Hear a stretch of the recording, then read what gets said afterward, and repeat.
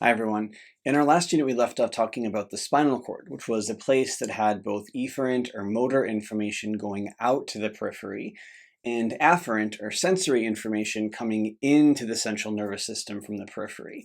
I'm going to expand on this by talking a little bit more about the relationship between the peripheral nervous system and the central nervous system. And specifically, I'm going to talk about the process of sensation. Sensory systems produce afferent signals that come into the spinal cord and sometimes make it all the way up to the brain. I'm not going to be covering the other side of things, which is the efferent or the motor pathways, because that will be covered in a later unit, but I think you'll still be able to appreciate the complexity of the peripheral nervous system, even if we only talk about half of it.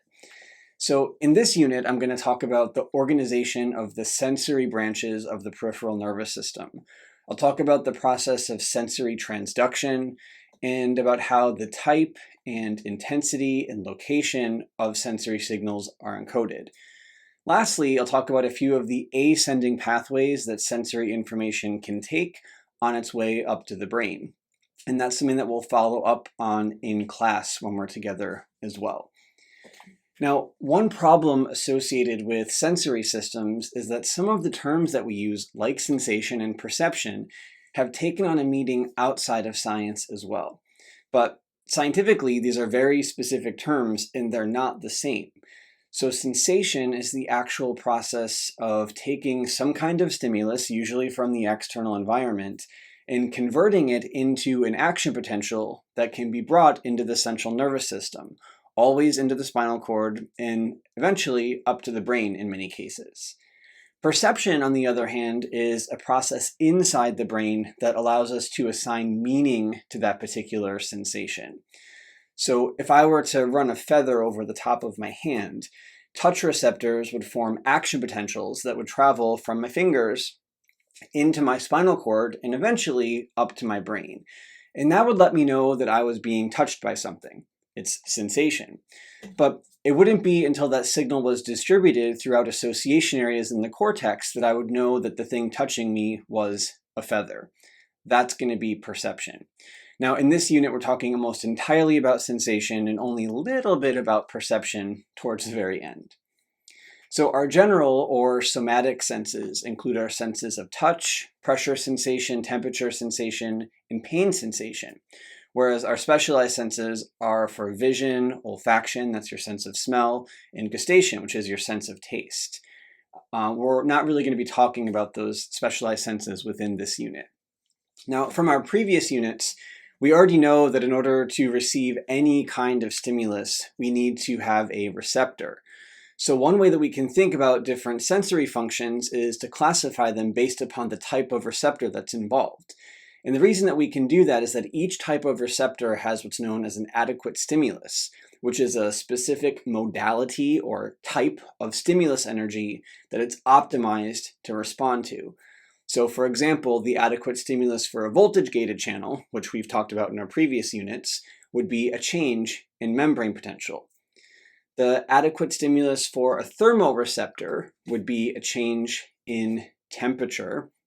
The adequate stimulus for a mechanoreceptor would be touch or pressure, would be pain for a nociceptor, or a photon for a photoreceptor, or a chemical for a chemoreceptor. So you can see there can be a lot of variability between receptors, but there's even variability within these categories as well. So for example, all mechanoreceptors are open by stretching of the plasma membrane, but some of them might require a really big change in the plasma membrane structure, whereas other ones might be able to activate with only a smaller change. Similarly, thermoreceptors are actually a family of ion channels known as trip channels. And some trip channels are gated by really hot temperatures, other ones by warm temperatures, and some by cold temperatures. So there's a lot of diversity here that we're kind of going to oversimplify. Now, importantly, each type of receptor will eventually lead to the sensation of only one type of energy. So for example, a photoreceptor will lead to the sensation of a light stimulus. A thermoreceptor will lead to the sensation of temperature. And this is known as the law of specific nerve energies. But this doesn't necessarily mean that the receptors themselves can only respond to one type of stimulus. It just means that one type of stimulus optimally activates each type of receptor.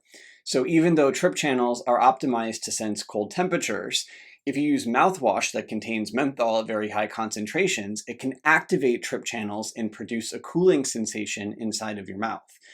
And even though photoreceptors are optimized to sense photons of light, if you press on your eyeball and apply mechanical stimulus, you'll be able to see spots of color before and after.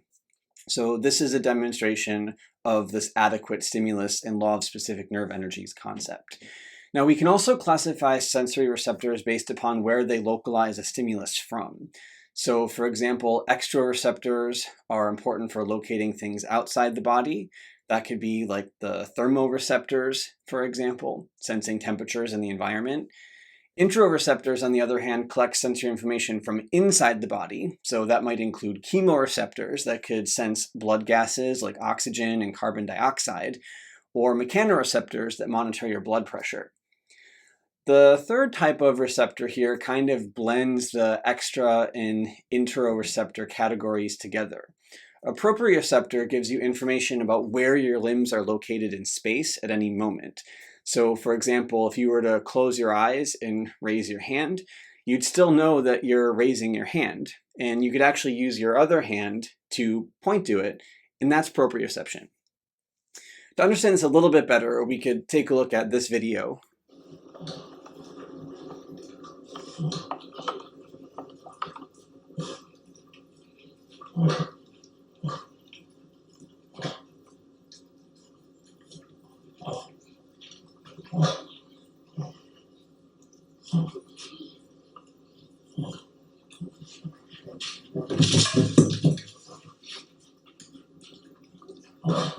So this little nugget on the right has lost his sense of proprioception due to his old age. So he has his head in his food bowl and he's not getting any visual cues from the surrounding environment. And because his proprioceptors are not functioning, he has no idea where his limbs are in space. And he can't tell that his back feet are getting closer and closer and closer together, moving towards the food bowl. And so eventually he loses his footing and he falls down. So proprioception is really important. We can also classify different types of sensory receptors based upon their structural characteristics. Most sensory receptors are located on the dendrites of neurons. In fact, all receptors for general sensation are located on the dendrites. But there can still be a lot of variability. Receptors can be free or unencapsulated, like in the example of pain and temperature receptors, where there's essentially a naked dendrite that's exposed. Or alternatively, they can be encapsulated or wrapped with layers of tissue, like in the example of the mechanoreceptors that sense pressure. In very rare cases, epithelial cells instead of neurons can be receptors. That happens in the visual system as well as in our hearing system. In that case, it's the epithelium that actually releases neurotransmitter onto the neuron. And that's a characteristic of the specialized senses.